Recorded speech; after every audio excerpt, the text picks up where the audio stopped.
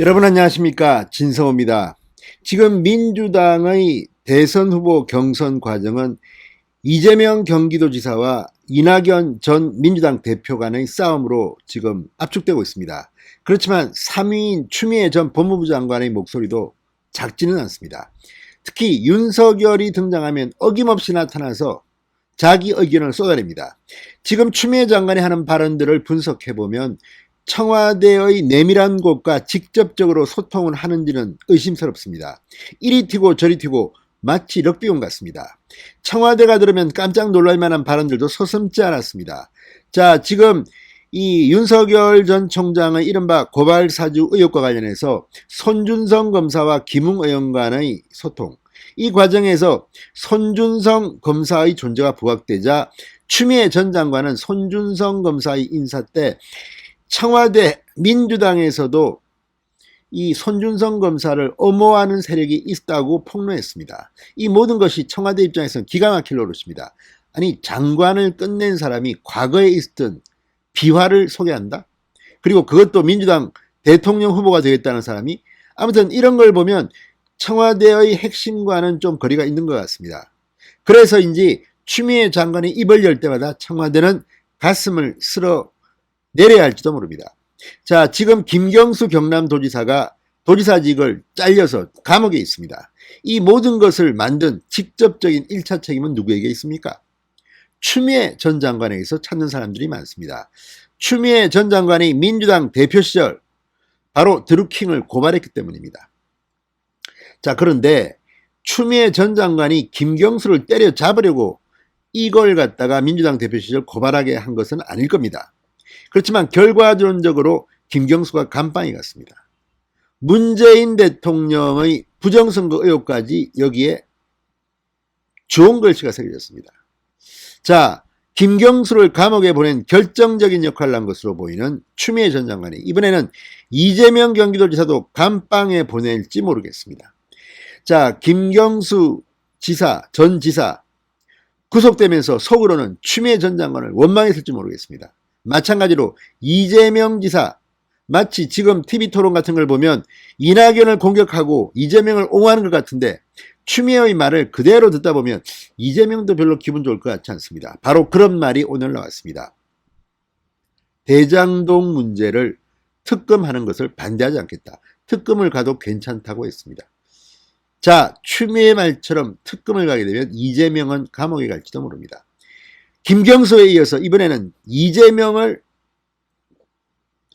혼으로 모는 발언을 한 걸까요? 아무튼 추미애의 의도는 그것은 아닐 겁니다. 그렇지만 추미애의 입이 열리면, 추미애가 어떻게 하면 그 결과는 민주당 정권에 아픈 상처로 남습니다. 대표적인 것이 오늘의 윤석열을 대통령 후보로 만든 것이 바로 추미애라는 평가가 여기저기 있습니다. 추미애야말로 민주당 정권의 엑스맨이다.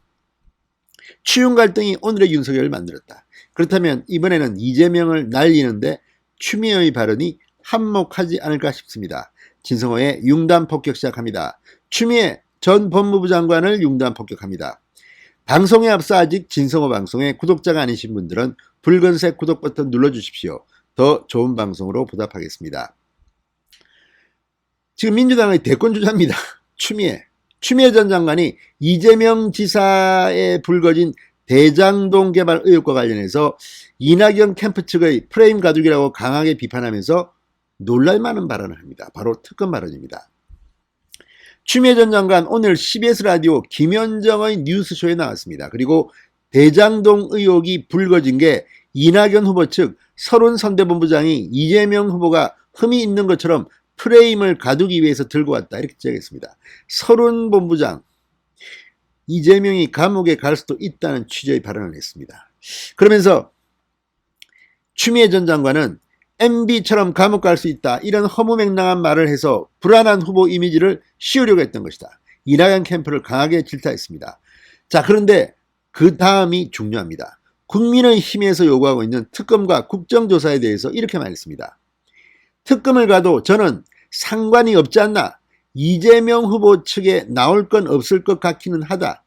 그것을 정치적 사건으로 물타기를 한다든지 이럴 소지가 좀 있지 않나 하는 점은 좀 있다.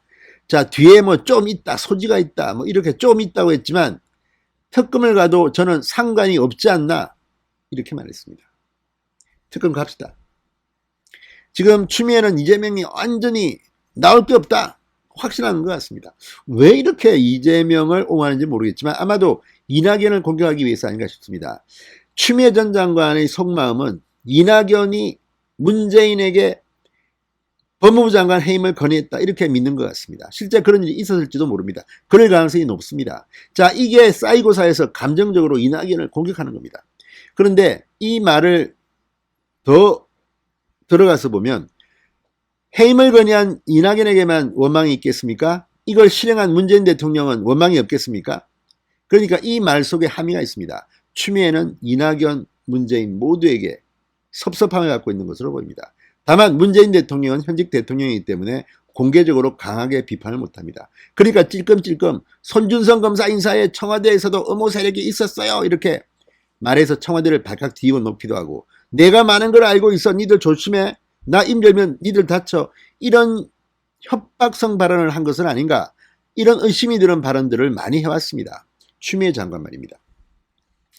자, 어쨌든 이 추미애 전 장관 이재명을 옹호하고 이낙연을 공격하기 위해서 한 발언이긴 하지만 이 특검 발언은 상당히 우리가 주시할 필요가 있습니다. 운명적으로 추미애가 입을 열면 민주당 정권의 누군가가 피해를 입어왔기 때문입니다. 자, 그렇다면 드루킹 사건 김경수에 이어서 자살골, 자책골 하나 넣는 것 아닙니까? 추미애 입이 열렸습니다. 특검이 거론되고 있습니다. 이재명 겁을 먹었을 것 같다 이런 생각까지 듭니다. 아무튼 추미애가 정말 많은 일을 하고 있습니다. 진성호의 융단 폭격이었습니다. 여러분 감사합니다.